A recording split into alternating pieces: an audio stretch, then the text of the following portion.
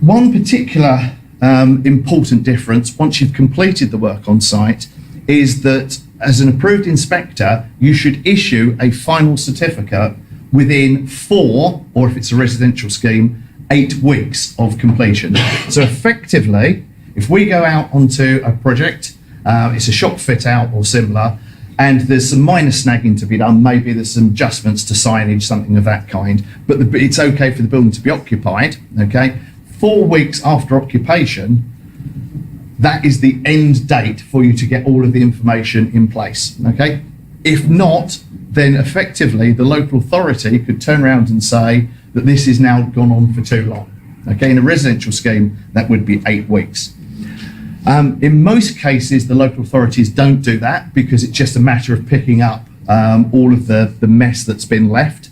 And in most cases, the local authority would simply turn around and say, no, we accept the fact that this is taking a bit longer than expected to get the electrical certificate or whatever piece of information it is, and we'll grant you an extension of an additional 4 weeks, for example, in order to resolve this. Approved inspectors have no power of enforcement. So if during the course of the project, we've come across something that doesn't comply, we can't take you to court, okay? We cannot serve a notice to stop you doing the work. All we can do is say that we will withhold our certificate, or we will not continue to inspect on this because you have breached the regulations, okay? So we would notify you of the defects, but we would hope that we would never get to that position because we're working with you, not against you. We're identifying the problems before you've got to the problems rather than allowing the problem to occur and then serving you with a notice to say that doesn't comply. So rather than allow you to go out in the street with a car that had failed its MOT, we'd be picking it up beforehand and giving you advisories to avoid the fact that you had gone on and done that. The local authority effectively have the same scheme. They don't necessarily have to wait for, they don't have this 4-8 week period, and they can, if they feel that the building is not fit for occupation, take enforcement action against you. All building control bodies, both local authority and approved inspectors, should be signed up to something called the Building Control Performance Standards. All approved inspectors are required as part of their licensing scheme to sign up to this. Local authorities are expected to sign up to this, but there is no duty upon them to sign up to this, okay? So they don't have to comply with this because they are effectively in the position of default that they must offer this service, whether or not they're signed up to this or not. So let's take a look at some of those.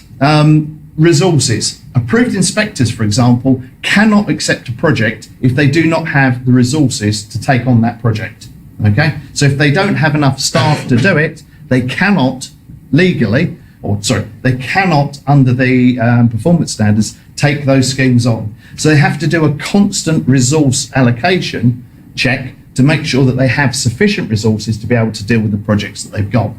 Local authorities, on the other hand, cannot turn work away. Okay, so if you submit an application to the local authority, they can't turn around and say, we do not have the ability to accept your application at the moment. Okay?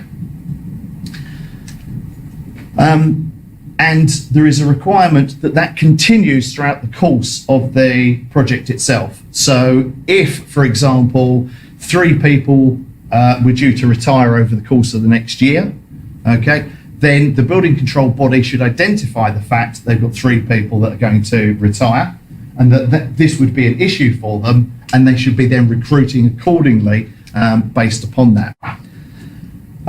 So when you actually look at the differences, and the key thing always is about the level of service, okay? So as we run through these, things to look out for are, will you get a certificate at completion? Approved inspectors have always been required to issue a certificate of completion. Local authorities have in recent years been required to offer a certificate of completion. It's still, as far as I am, if anyone here actually works for a local authority, I still believe that if you've issued a building notice, then you have to have previously requested it. You can't assume that you'll automatically get one. Archiving of records. building control bodies must keep the records for their schemes for a minimum of 15 years. So it means that the larger the organisation is, the more information they actually need to keep. They need to commit to continuing professional development. They need to have a performance review in place. They need to have a quality management system in place, and they need to be signed up to business and professional ethics. For example, it's not appropriate for a building control body to try and poach a client off of someone else. Bear in mind that we have the really unusual situation as an approved inspector where we are required to serve to our competition details of who our client is. Which, can you imagine any other situation where you would actually have that? Okay, that's the same as turning around to Tesco's and saying, in order to function as a supermarket, you must give a list of all of your customers to Sainsbury's. That's the situation that we actually face. So we have to have in place these business and professional ethics that say it is inappropriate to actually poach from one to the other. So the question that you're being asked, as far as I understand it, in your projects, are to make a choice between a local authority inspector and a approved inspector. In most cases, they will have come from the same background, okay? My background originally as a approved inspector started off working for local authorities. I've worked for local authorities and then I went on to work for approved inspectors, okay? In truth, the person that you get is often down to a degree luck, or it's down to you making sure that you've spoken and found out who you'll actually be getting in the first instance. Okay, so who here picks a garage purely on the lowest cost of the garage if you're having work done to your car? No one. Okay, who picks, there's always one, who picks the one that you think will actually do you best by it? They'll actually do the best job on your car. Okay, yeah, people tend to do business with people that they like, know and trust. So the more that you can develop a relationship, the better you're likely to find the outcome of that particular project, rather than purely going on cost. And one of the things I would always say is that if your decision is solely based on cost, then that's probably the wrong thing. Okay, bear in mind that building control fees are rarely, I mean, on a small domestic extension, they might be £600 on £60,000 worth of work. On a large commercial scheme of several million, 13, 14 million, they're probably around £8, £9, £10,000. Okay, so it is a tiny proportion. In many cases, you'll throw away more in waste on that job than you will have spent on your building control approval. So cost really shouldn't be the driver to making a decision. So what should you be asking? You should be asking for, what level of service am I actually going to get? Am I going to get my plans turned around in 8 weeks, 6 weeks on? Sorry, according to the professional and business ethics, shouldn't all these firms, AI or LA people, all be doing it under the same sort of level of service, theoretically? Why? Because they should all be complying with the same rules and all be like looking at the same, like we shouldn't have one guy from either or going in and not really looking and the other person doing a really good job. I accept that we have that as a minimum, okay, but why shouldn't someone offer gold, silver and bronze?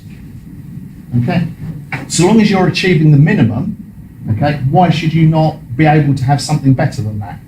I just understand building control to be like with building regulations, you either meet it or you don't. Okay, in most cases, that's incorrect. In most cases, the building regulations will say, for example, that the building shouldn't fall down. Okay, that's as pretty much as simplistic as Part A actually is. Okay, but there are lots of different ways in which you can comply.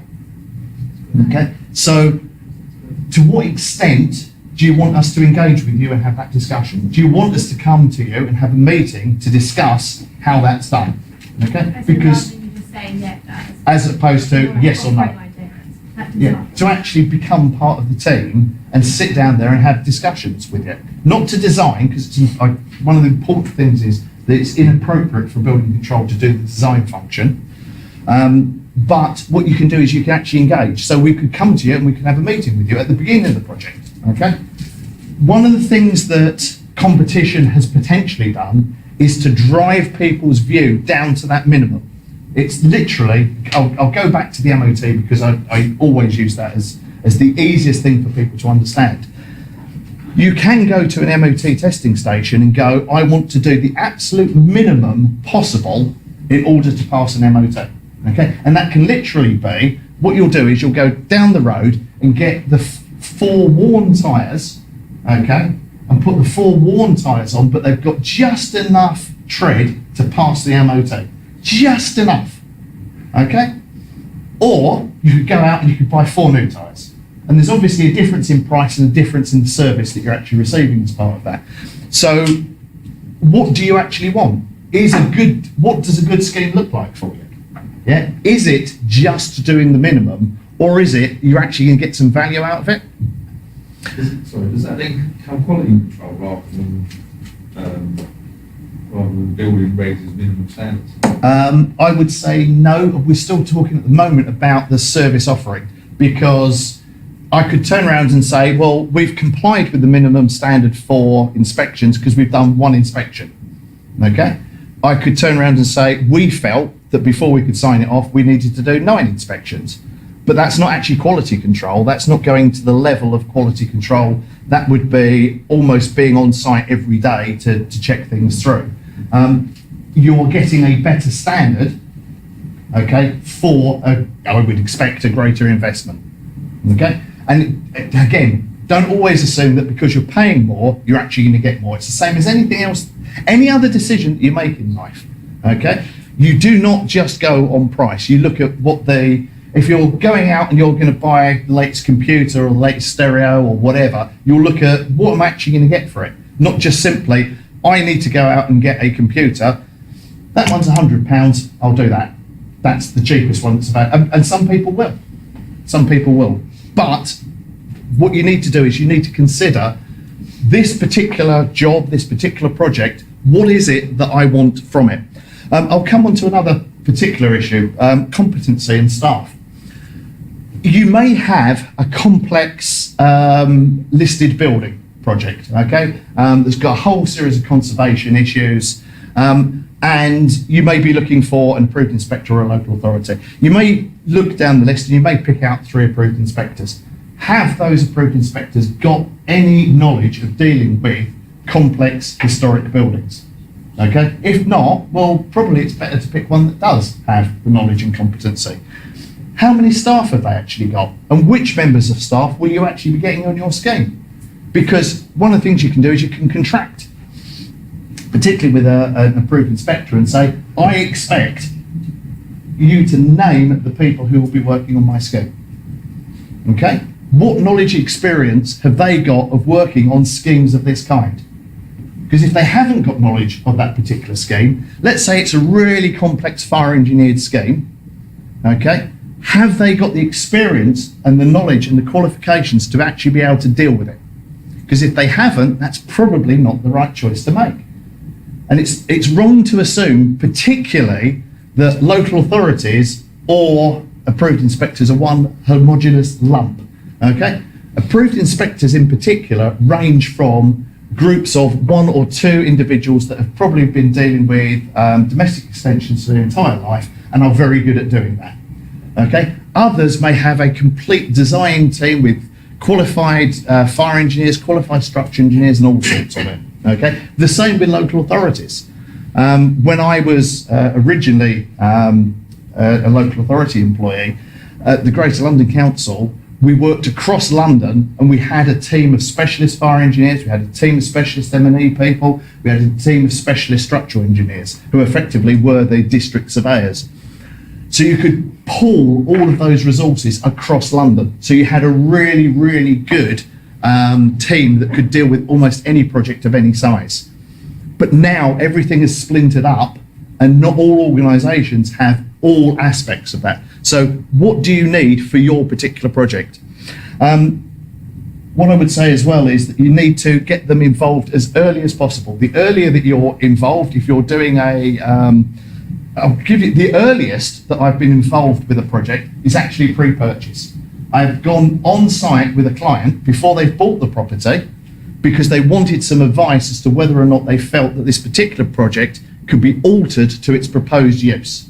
So you had another question. So, do approved inspectors ever get employed by like main contractors? You can be. You can be employed by effectively anyone within the course of the project. As in like, so you'd work like mates or You could be employed by Mace. You could be employed by the architects. You could be employed by the developer. you would be their AI for all their projects? You could potentially be, yes. Yeah, you could end up with working across every project that they do. If for a company that's working this week in Westminster, next week in Hammersmith and Fulham, the week after in Manchester, the week after that in Sheffield, then there is a lot to be said for having a continuous project management team that follow you around project by project. Local authorities will do something what they refer to as the partnership scheme, where you'll partner with a particular local authority, but you'll still get the local inspectors in that local area in most cases. Okay, whereas with an approved inspector, you could actually have the same inspector do all the jobs. We do work. My particular company does work for a firm called Screwfix, maybe.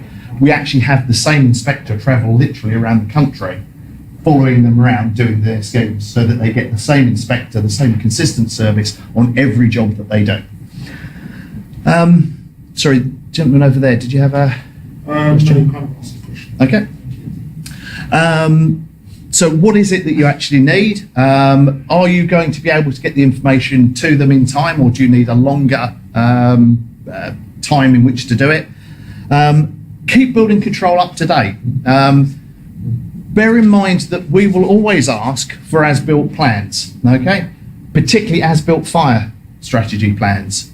That's particularly important because your role may not continue to the end of the scheme. Or the architect's role may not continue to the end of the scheme, but you will need as-built plans because, as I said, ultimately you'll find that what is built is different to the approved plans. And in a moment, remind me of that point because I'll come back to that in a moment as to why this is particularly important. Will you be getting copies of the site inspection reports, and when will you get them? Will you get them at the end of the scheme, or will you get them after each individual inspection? How often will you get the site visits? Okay, what standard are you getting? The minimum to pass the MOT, or are you getting the gold standard? And who is actually going to be doing the inspections, and are they qualified? Seems perfectly reasonable questions to me to ask of any particular case.